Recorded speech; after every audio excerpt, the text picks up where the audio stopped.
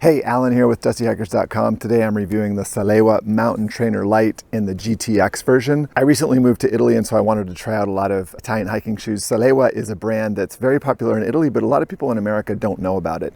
It's based in northern Italy in the Dolomites, and it is known for really high-end mountaineering and trekking equipment. And I am excited to bring this shoe to you, and hopefully more people in America find out about this shoe and buy it. So here at Dusty Hikers, what I do is every year I buy a bunch of hiking shoes, I test them against each other and then share that information with you. And this is one of the shoes that I tested this year. I tested this shoe against 4 other shoes. So what I do is I just purchase a bunch of shoes, take them into the Dusty Hikers Advanced Footwear Research Laboratory, which is just the woods, and I test them against each other. I spend about 30 miles in each shoe walking on trails here in Tuscany this year. And then I also do head-to-head testing. So I rank these shoes against each other. So the results are just relative to the other shoes, but I think it's a really useful way of looking at hiking footwear, especially if you're looking for new shoes and are interested in what shoes are out there and what shoes are performing well. So on the channel, I don't just buy the shoes from Amazon, unbox them, read off the specs from the website, put them back in the box, and then send them to Amazon. These are actually my shoes. I've spent a lot of time in these. And so today what we're going to talk about is comfort, traction, protection, and stability.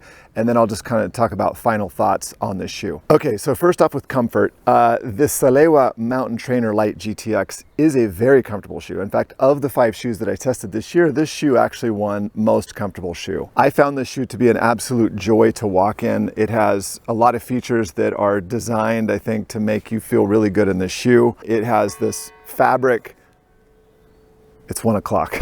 It has this fabric upper, which wears very well. I think it also looks really good, and it's also extremely comfortable. There's a lot of padding here around the collar. It's got a very, very good EVA midsole, which is provides a lot of balance. It's very reactive, and it also has a fairly decent outsole. All in all, this is a very comfortable shoe to walk in. Again, it's also GTX, so if it's raining, in my experience, hiking in these in the rain, your foot is going to stay dry. On weight, Salewa bills this as a lighter, in fact it's called, the Salewa Mountain Trainer Lite because they have the Salewa Mountain Trainer, which is a slightly beefier trekking shoe. This is not a light shoe. This shoe comes in at 1.16 pounds or about 526 grams, which for a US 12 men's shoe this is the heaviest of the shoes that I tested this year. I think it has a lot to do with the features that Salewa put into this shoe. The sole is quite thick and it's also quite rigid, so it's dense.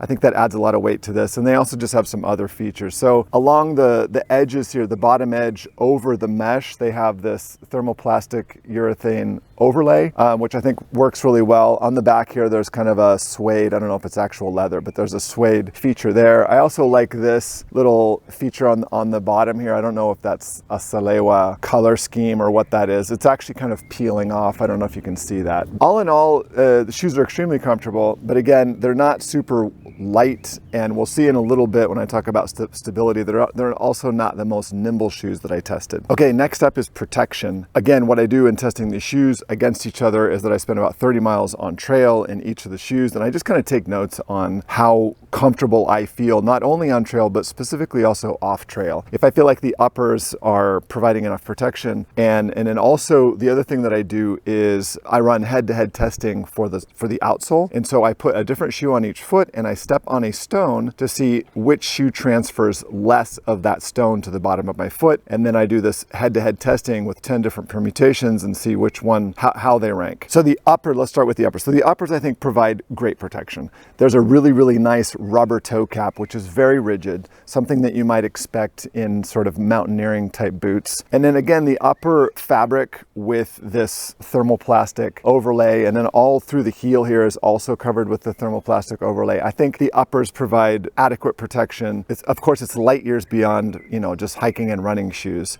So I think this is a shoe that is going to work in lots of different types of hiking scenarios, especially if you're going to be walking in places where there's lots of rocks, maybe on top of mountains and things like that. And that's kind of the heart and soul of Salewa. So for protection underfoot, these shoes actually scored 4th place out of 5. Again, I don't want you to come away thinking that these do not provide enough protection underfoot. It's just that there are 3 other shoes that perform better than these. If you want to figure out which shoe won all of the competition this year, go check out that video on my YouTube channel called Best Hiking Shoes of the Year. It's a shoe that's comparable to this one from a much more famous brand, but it does outperform this shoe. Salewa has its own proprietary compound called Pomoka. You can see that right here, Pomoka. This compound specifically, and the outsole, is very boot-like. This is a very rigid, hard rubber compound that they've gone with, which I think works well for certain types of hiking scenarios. They're also relatively flexible.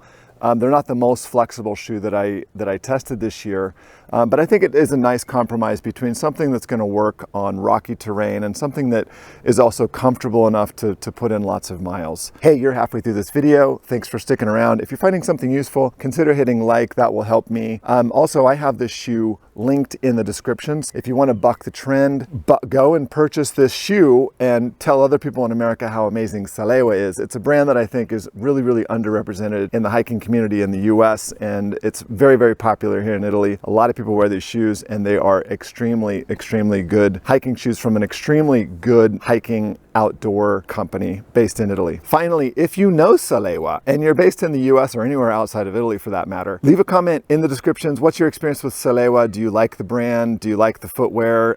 Do you like other stuff that you get from Salewa? I'd be curious to hear what you all think about this brand, if you've ever heard of it, and if you have, again, what's your experience with it? Okay, next up is traction on trail. Again, 30 miles in the shoe, kind of just seeing how it performs on flat, even terrain, but also scampering off trail and wet conditions and that sort of thing. This shoe tied for third place for traction, which essentially means it tied for last with two other shoes. There were two shoes that provided significantly more traction in the testing that I did. So this year, which is different from past years, I specifically tested traction. So I put a different shoe on each foot, and I scampered up this steep slope that was just dirt and loose debris. And I just tried to see which shoe provided more traction and gave me more purchase, and kind of clawing my way up this hill. Again, even though this shoe tied for third place, it does provide very good traction. Again, this is going up against other very good hiking shoes. So compared to, again, running shoes or something like that, this shoe is going to provide a lot of traction. And I could imagine that this shoe would also do very, very well on rock. This is a hybrid approach shoe hiking shoe. You can also see that in the tread pattern on the toe. See how there's a lot of flat surface area here, which is not typical of other hiking shoes. So this